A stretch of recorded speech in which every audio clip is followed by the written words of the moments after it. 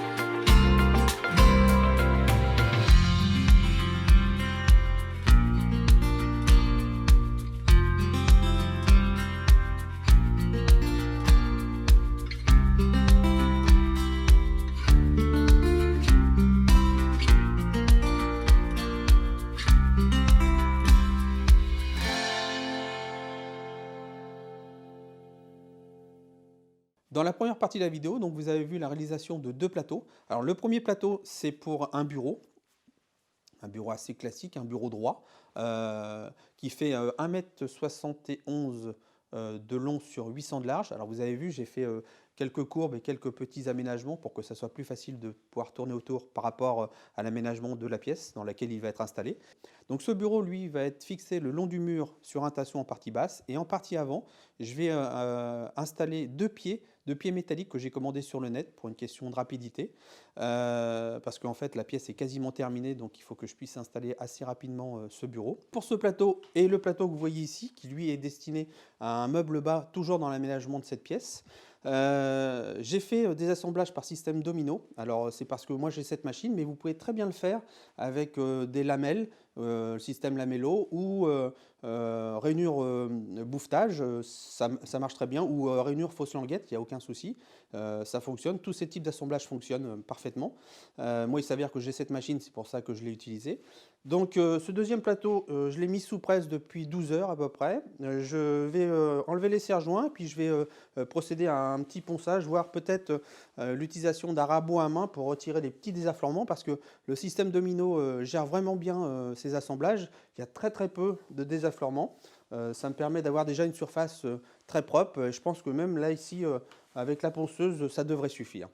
Je vous laisse regarder la suite de la vidéo, qui sera elle aussi consacrée à la réalisation d'une petite bibliothèque qui vient juste au-dessus de ce bureau. Une bibliothèque qui fait 600 de large sur 1,50 m de haut. Je vous laisse regarder, puis on se retrouve un petit peu plus tard pour faire le point.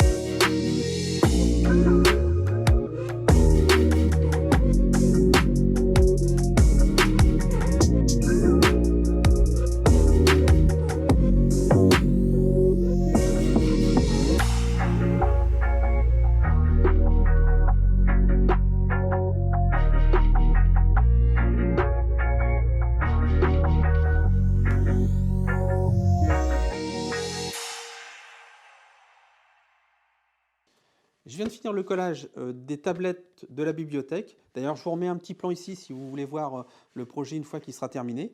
Donc, collage réalisé à plat joint, parce que je n'ai pas jugé utile de faire un assemblage domino pour ces tablettes, parce que je n'ai pas une très grande largeur et une très grande longueur. Là où j'ai souhaité faire un usage un peu plus résistant, ce sont sur les joues de la bibliothèque. Alors, joues gauche et droite. J'ai fait en fait des petites rainures. Alors, je ne sais pas si vous les voyez.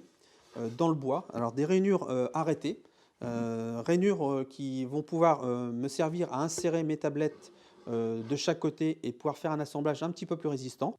Pour réaliser les rainures, j'ai utilisé une bague à copier, alors bague à copier de 30 mm de diamètre, avec une fraise de diamètre 16 mm. Et puis je me suis fabriqué un gabarit. Alors un gabarit réalisé avec quelques chutes de contreplaqué et de bois que j'avais dans l'atelier. Donc j'ai dimensionné l'évinement de la partie centrale de ce gabarit pour que je puisse faire coulisser ma bague à copier à l'intérieur, une fois montée sur la défonceuse. J'ai installé en partie basse et en partie haute deux butées qui elles, m'ont permis de faire mes usinages arrêtés, c'est-à-dire pouvoir stopper l'usinage et ne pas faire déboucher ma rainure par rapport à mes deux joues de la bibliothèque. Et puis, je l'ai suffisamment dimensionné pour pouvoir usiner en même temps la joue gauche et la joue droite, pour que je puisse garder ce parallélisme entre les deux rainures et pouvoir être bien de niveau une fois que tout sera assemblé. Je vous laisse regarder la suite de la vidéo. Alors, j'ai encore un peu de préparation que je ne vais certainement pas vous filmer, mais par contre, je vous filmerai l'assemblage de la bibliothèque pour que vous puissiez voir une fois que fini ce que ça peut donner.